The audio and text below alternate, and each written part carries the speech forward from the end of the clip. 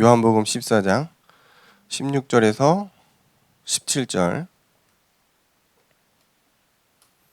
요한복음 14장 16절에서 17절입니다. 자, 14장 16절에서 17절 우리 같이 읽겠습니다. 내가 아버지께 구하겠으니 그가 또 다른 보혜사를 너희에게 주사 영원토록 너희와 함께 있게 하리니 그는 진리의 영이라. 세상은 능히 그를 받지 못하나니 이는 그를 보지도 못하고 알지도 못함이라. 그러나 너희는 그를 아나니 그는 너희와 함께 거하시며 또 너희 속에 계시겠음이라. 아멘.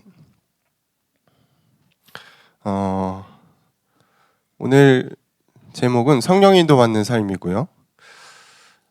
14장 10절부터 이제 성령에 대해서 예수님이 제자들에게 소개를 하시죠. 왜냐하면 예수님이 이제 죽음을 당하고 승천하셔야 되기 때문에 제자들이 두려워했다고 했잖아요. 그래서 내가 또 다른 하나님의 영을 너희들에게 소개한다. 그가 오실 것이다. 그는 이런 분이고 이러한 일을 하실 것이다. 라고 이제 성경에서 예수님이 표현하고 계신 부분입니다. 일단 요거는 좀 이제 본론은 좀 이따가 하고, 요즘에 이슈가 많죠. 네, 여러 가지 이슈가 많죠. 여러분에게 가장 큰 이슈는 뭐예요? 남현이 전종조입니까? 저는 그냥 그거는 별로 큰 의미는 없는데, 우크라이나 러시아 전쟁 이후로 또 하나의 전쟁이 터졌죠. 우리가 익히 알고 있는 이스라엘이라는 나라에서 전쟁이 터졌습니다. 오늘 좀 서론에 이스라엘 하마스 전쟁을 조금 얘기를 하려고 그래요. 왜냐하면 요게 그냥 전쟁이 아니거든요. 종교적으로 얽혀 있고, 또 여기 잘 보면은 성경에 있는 내용이 조금 있어요. 그래서 저는 성경적으로 요거를 좀 보면서 함께 좀 말씀을 나누려고 하는데요. 먼저 이스라엘이 어떤 나라인지 여러분 잘 모르시죠? 지도상으로는 대충 알고 있는데 큰 나라가 아니에요. 작은 나라인데 인구도 얼마 안 돼요. 1000도 안 돼요. 917만 정도밖에 안 되거든요. 서울의 인구가 지금 1000만 훨씬 넘었죠. 그러니까 서울 인구만도 못해요. 물론 이제 이스라엘 안에 살고 있는 유대인은 600만 정도 되고, 미국에 살고 있는 미국 유대인도 한 600만쯤 되죠. 이렇게 좀 각 전 세계로 다 흩어져 있거든요, 유대인은. 그 중에서도 이제 이스라엘이란 나라에 유대인이 살고 있는데, 이 나라가 지금 사실 그 팔레스타인 가자 지구를 짓밟고 있죠. 폭격을 엄청나게 하고 있단 말이에요. 상대가 안 됩니다. 군사력에서 팔레스타인과 이 이스라엘은 거의 하늘과 땅 차이죠. 이스라엘은 지금 인구가 이렇게 적은데 군사력 18위예요. 우리나라는 6위입니다. 6위. 네, 엄청 높죠. 그렇지만 이스라엘 그 작은 나라에 군사력이 높다라는 거. 그리고 이스라엘에는 되게 핵심적인 정보기관이 있죠. 모사드라고.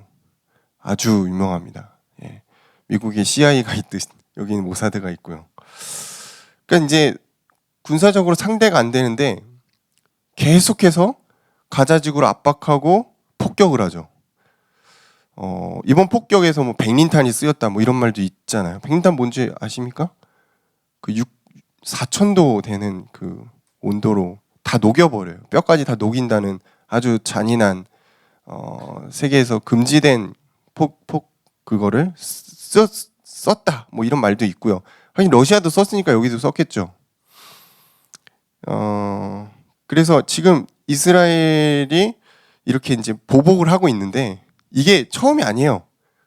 예, 계속해서 가자지구에서 분쟁이 일어나고 있었고, 그 전에부터 중동 전쟁으로 해서 중동 전쟁이 4차까지 크게 있었는데 그 이후로도 크고 작은 전쟁들이 많이 있었거든요. 이스라엘 땅에는 전쟁이 끊이지가 않습니다. 지도 한번 보실까요?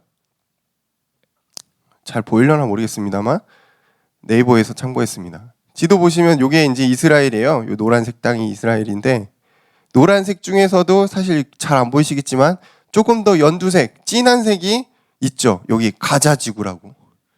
저기입니다. 저기가 지금 전쟁이 일어나고 있는 곳이고, 저쪽에 보시면 웨스트뱅크라고 있죠. 저 웨스트뱅크가 이제 서한 지구예요. 저기도 팔레스타인 자치지구거든요. 근데 지금은 가자 지구에서 싸움이 일어나고 있고, 왜 유대인들이, 이스라엘 사람들이 저 웨스트뱅크와 가자 지구를 공격하고 몰아내려고 계속 하는가? 특히 웨스트뱅크에는 뭐가 있죠? 베들레헴이 있어요. 예루살렘이 있어요. 또 그 성지, 공동의 성지죠. 유대인과 이슬람과 기독교의 성지가 웨스트뱅크에 있는 거예요. 그래서 끊임없이 팔레스타인을 몰아내려고 하는 부분들이 있습니다. 자, 다음 사진이 있죠. 예. 지금 우리는 이제 표면적으로 봤을 때 하마스가 이스라엘을 테러했다. 테러할 수밖에 없어요. 테러 전면전이 안 되니까 테러를 한 건데 좀 잔인하게 막 했다 이렇게 알고 있어요. 그래서 하마스 나쁘다. 물론 나쁘죠. 테러는 좋은 게 아닙니다. 그렇지만 이스라엘도 그렇게 잘하고 있지는 않아요. 보시면은 가자 지구를 둘러싸고 있어요. 이스라엘이 장벽을 치고서 못 나오게 막아버렸어요. 어디로도 못 나가요. 하늘로도 안 되고 땅으로도 안 되고 바다로도 못 나가요. 완전 가둬버렸단 말이에요. 다음 사진.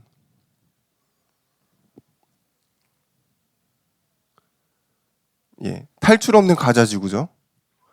저기 안에 이제 뭐 유네스코도 있고 뭐 난민기구 다 있단 말이에요. 근데 이렇게 선을 쳐가지고 바다로도 못 나오게 하고 장벽을 쌓아버렸단 말이에요. 그래서 물자나 이런 것들이 지금 옆에가 이 밑에가 이집트거든요. 이집트 땅굴이 수천 개가 있대요. 그쪽으로 해서 지금 물자가 이동하고 있는데 걸리면은 다 죽는 거죠. 그러니까 너무너무 지금 가자 지구가 어려운 상황이라서 유엔이 이제 난민기구 파송하고 막 하는 거거든요.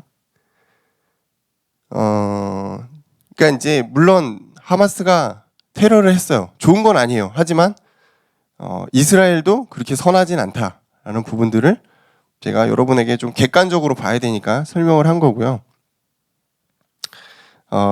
이 이스라엘과 하마스의 전쟁이긴 하지만 이스라엘 뒤에는 누가 있죠? 미국이 있습니다. 미국이 이스라엘을 지지하는 이유에는 여러 가지가 있어요.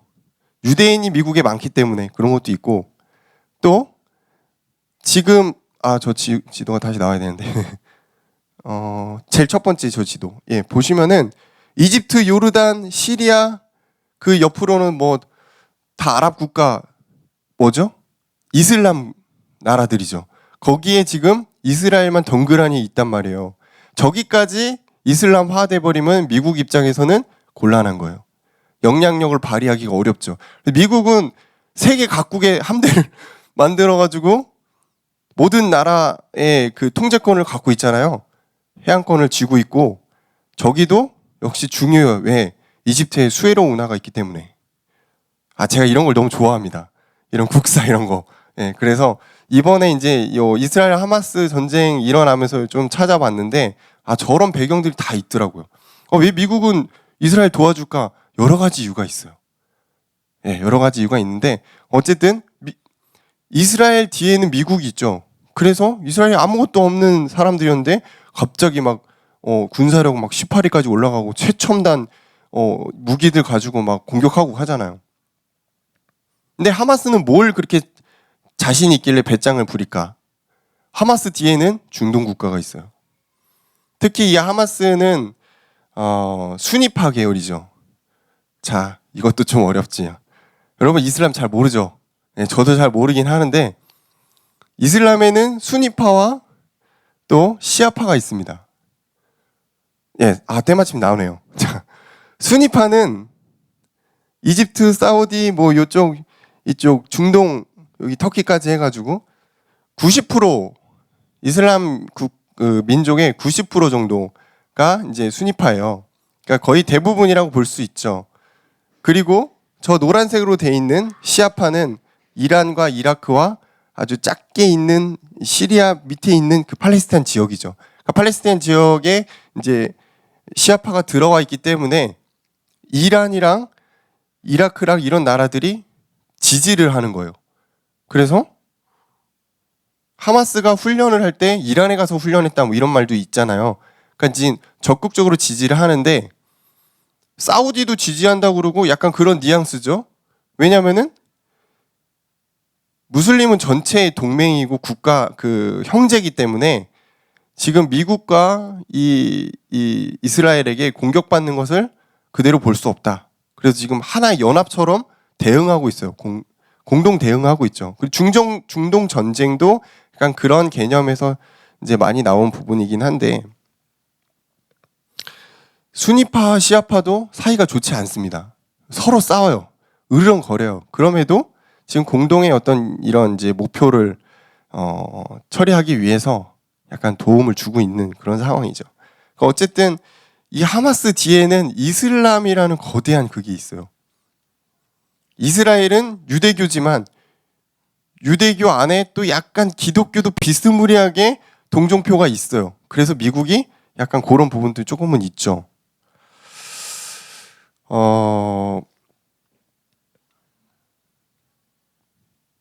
누가 더 나쁠까요? 여러분 객관적으로 어떻게 생각하세요? 이스라엘 나빠요? 하마스가 나쁩니까? 둘 다 나빠요. 둘 다 나빠요. 근데 원칙적으로 보면 저는 그렇게 생각해요. 이스라엘이 원인 제공을 했다. 역사를 아시는 분들은 아시겠지만 세계 1차 대전 때 독일의 편에서 오스만 제국이 참전을 하죠. 그리고 영국과 오스만 제국이 이제 붙는단 말이에요. 저 중동에서. 그때 영국이 이기기 위해서 3중 계약을 합니다. 첫 번째는 이 팔레스타인 사람들과 계약을 하죠. 그래서 너희들의 독립을 돕겠다. 그리고 두 번째는 유대인에게 손을 벌려요. 우리가 돈이 없다. 그 무슨 차일드 가문? 네, 론사이. 예. 그 가문에게 돈을 어마어마하게 땡기죠. 그리고 세 번째 프랑스군이랑 연합을 해서 나중에 전쟁이 이기면은 우리가 반 갖고 네가 반 갖자. 영국과 프랑스가 그렇게 하기로 결정을 하죠. 그래서 나중에 결국 영국이 이기잖아요. 유대인도 팔레스타인도 손 들어주지 않았어요. 자기들이 먹었어요.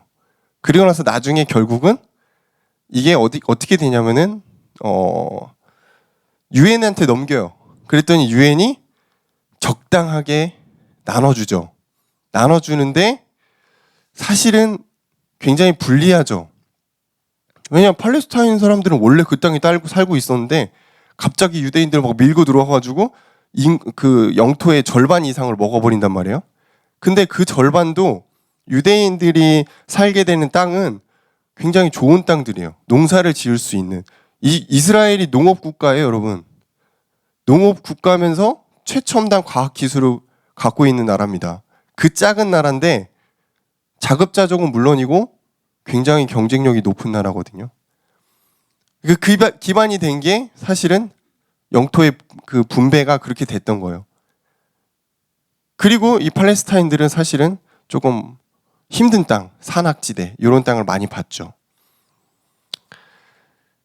그렇게 되면서 이스라엘이 나라를 이제 선포할 때 중동 전쟁이 일어납니다. 그때 참전한 나라가 이스라엘, 이집트, 레바논, 시리아예요. 옆에 있던 주변의 국가들이 다 참전해서 이스라엘 니네 뭔데 나라 세워. 그래가지고 쳐들어갔는데 깨지죠. 그래서 오히려 이스라엘이 더 많이 먹죠. 이게 이제 중동 전쟁이 돼가지고 이스라엘이 승리하면서 가자 지구와 서한 지구가 나눠지게 되죠. 이제 그러면서 분쟁이 계속 시작된 거예요. 계속되는 테러, 계속되는 알박기 이런 거.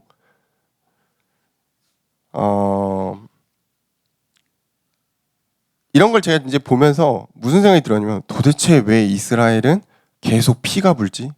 왜 피가 끊이지 않을까? 단순 유대교를 믿기 때문에 그런 것인가? 아니면 너무 양심 없이 남의 나라 쳐들어가가지고 우리 땅이야, 우리가 다 샀어, 너희들 나가. 그러면서 계속 팔레스타인들을 핍박하고 학대하고 그래서 그런 것인가? 그런 것도 있겠죠. 자, 본론은 예수님이 죄가 없는 예수님이 십자가에서 죽으실 때 유대인들은 예수님의 손을 들지 않았습니다. 아시죠? 바라바겠지. 그 죄인, 진짜 말도 안 되는 악질 죄인의 손을 들어요. 저 사람을 살려라. 예수를 죽여라. 그러니까 본디오 빌라도가 그러잖아요. 저 사람 죄가 없는 것 같은데 왜 예수를 살리지 않냐. 그랬더니 그 백성들이 그 죄를 우리에게 돌려라. 이렇게 얘기합니다. 그게 성경 어디 나오냐? 마태복음 27장 25절에 나와요.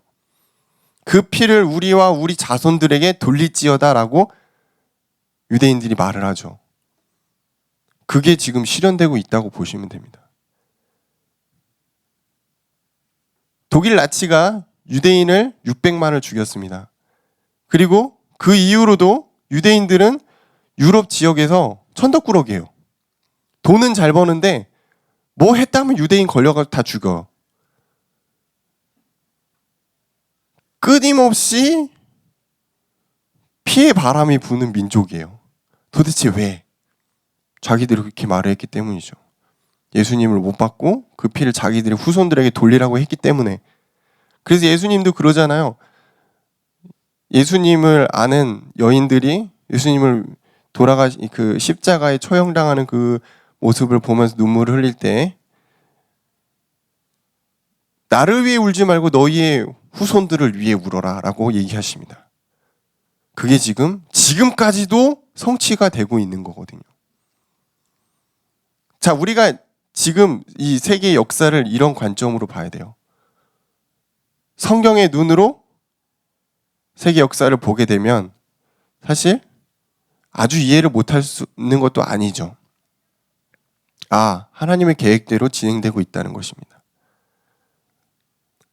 이스라엘이 잘했네, 하마스가 잘했네, 이거를 판단하기보다 우리는 성경을 기준으로 해석을 해야 되는 부분들이 있는 거예요. 하나님의 때가 정확하게 이르면은 이 전쟁도 끝날 거겠죠. 물론 그때는 예수님이 재림하실 때이긴 하겠지만, 그래서 긴 시간 제가 서론을 이렇게 나갔던 이유는 우리 청년들이 이런 사회적인 현상, 이슈들을 보면서 영적인 눈을 가지고 좀 봤으면 좋겠어요. 남현이 전청도 그 사람들 어떻게 했다, 너무했네. 거기서만 끝내면 안 된다니까? 그 멀쩡한 사람들이 왜 그렇게까지 사기를 당하고, 왜 사기를 치고, 그것들을 우리가 자세히 봐야 돼요. 뭔가 결핍돼 있구나. 영적인 분별력이 많이 떨어지는구나. 그리고 끝없는 인간의 욕심, 이런 것들을 우리가 봐야 되죠. 자, 그래서 물론 여러분이 하루하루 살기도 힘들죠. 청년의 삶이 바쁘니까. 나 먹고 살기도 바쁜데 내가 그런 것까지 신경 써야 되나, 그러실 수 있겠지만, 혹시라도 이런 부분에 관심이 조금이라도 있으신 분들은 영적인 눈을 가지고 여러분 이런 것들을 봤으면 좋겠습니다. 자, 그러면은 이제 서론 이렇게 마치고요. 오늘 이제 성령 인도 받는 삶이죠. 요한복음 14장을 우리가 쭉 나가면서 성령을 소개하시고, 예수님이 말씀하신 성경에서 말하는 성령은 무엇인가? 제가 전에 보니까 그 설교를 했더라고요. 성령에 대해서 설교를 진하게 했는데 그거를 조금 간추려서 먼저 나가겠습니다. 먼저 1번, 성령은 누구신가? 성령은 하나님의 영이에요. 성부, 성자, 성령. 삼위격의 하나님인 거죠. 그리고 성령은 파라클레토스라고 하죠. 돕는 자라고 합니다. 보혜사라고도 하고 돕는 자라고 하죠.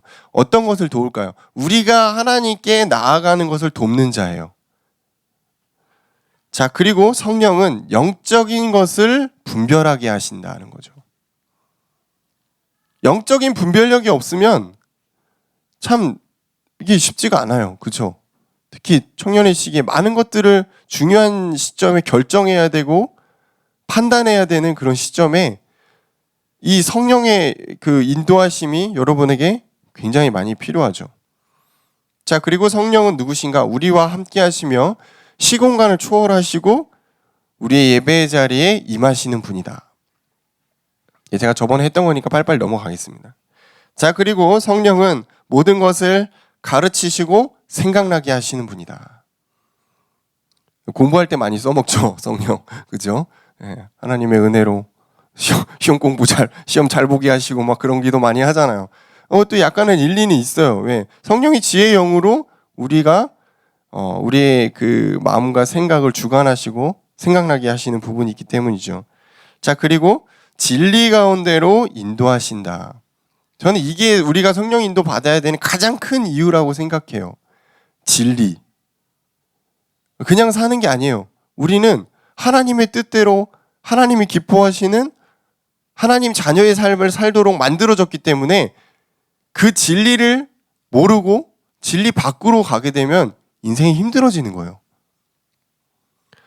그리고 이 성령 하나님은 우리의 연약함을 도우신다. 지금 우리 청년 세대가 위로가 많이 필요한 세대 아닙니까? 그죠? 공감, 위로 이런 게 굉장히 필요해요.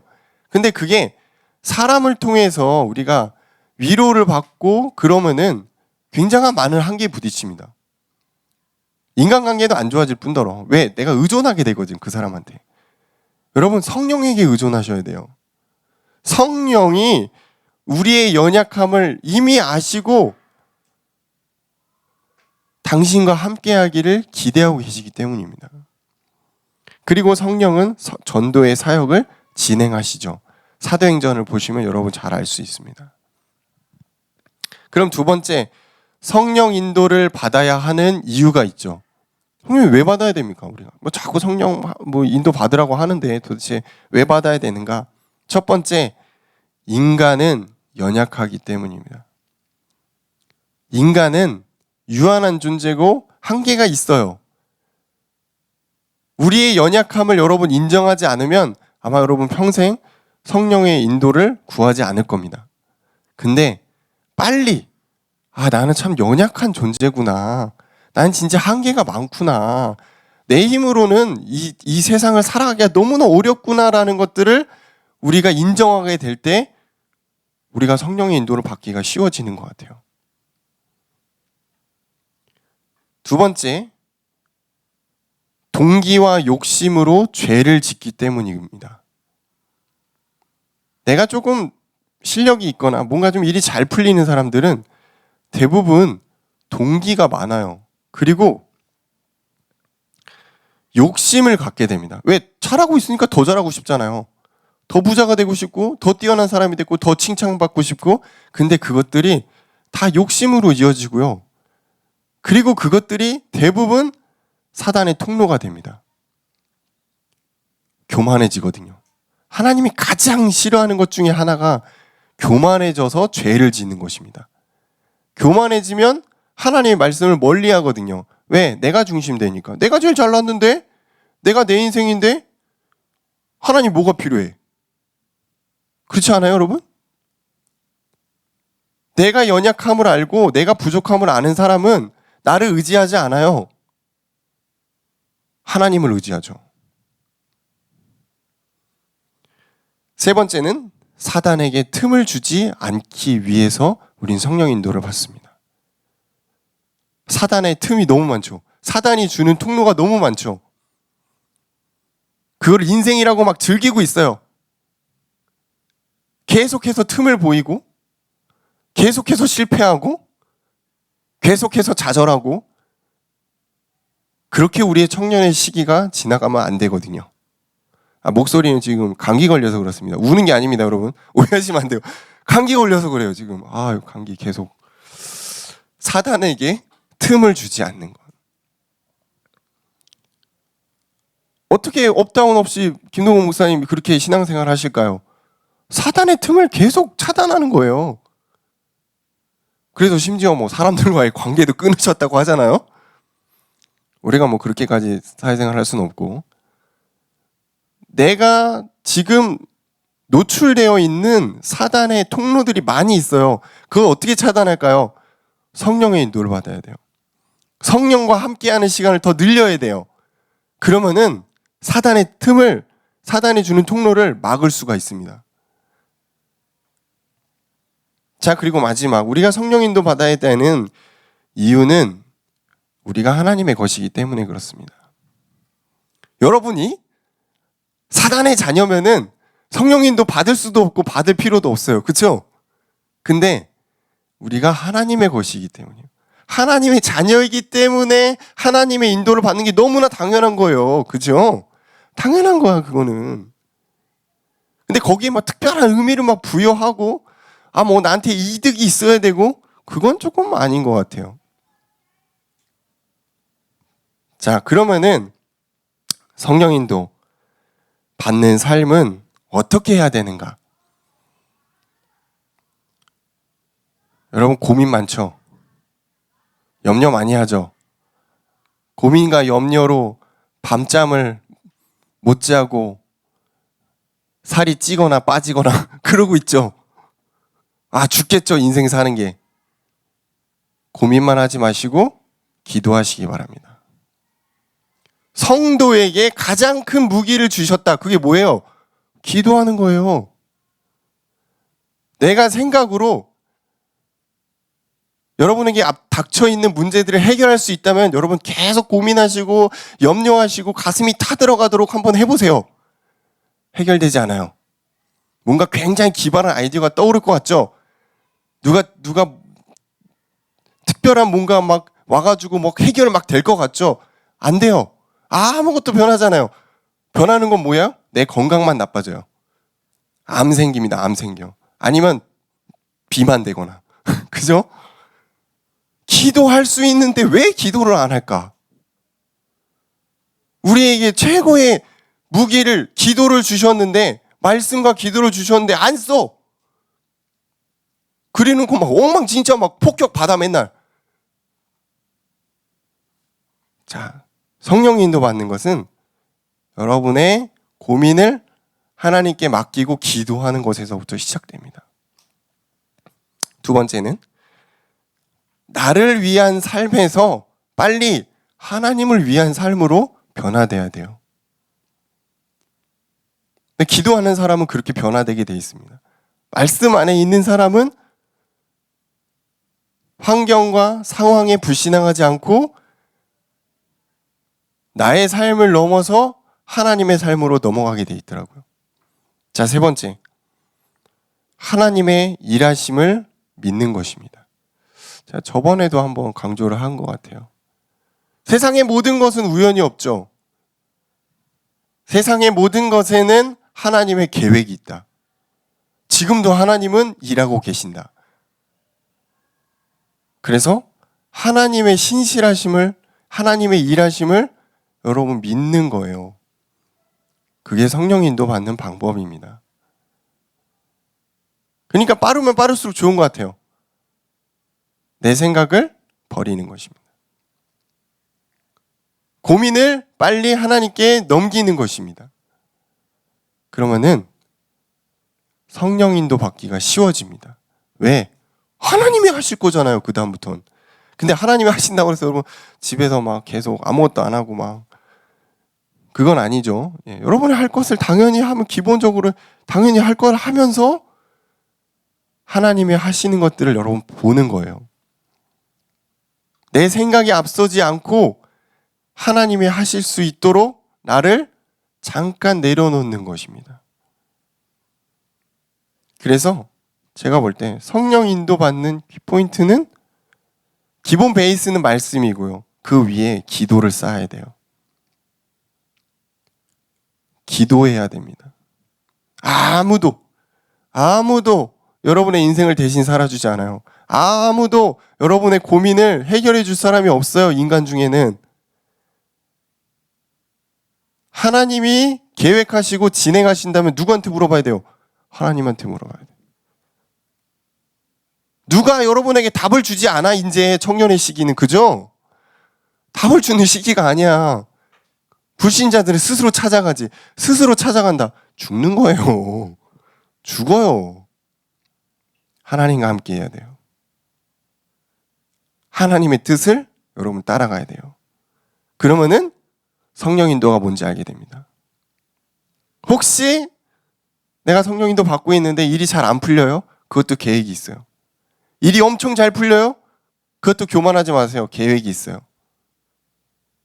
중요한 것은 내가 하나님과 함께 가고 있다는 것이 중요한 것 같아요. 지금 나타나는 현상에 너무 여러분 마음 쓰지 마세요. 여러분의 인생은 지금부터 시작이에요. 진짜 시작이에요. 아무것도 결정된 게 없어요. 하나님과 함께 동행하시면 하나님이 여러분의 인생을 만들어가고 계신다는 것을 깨닫게 됩니다. 기도하겠습니다. 감사합니다. 성령 인도받는 한 주간 되도록 인도하여 주옵소서. 예수님 이름으로 기도합니다.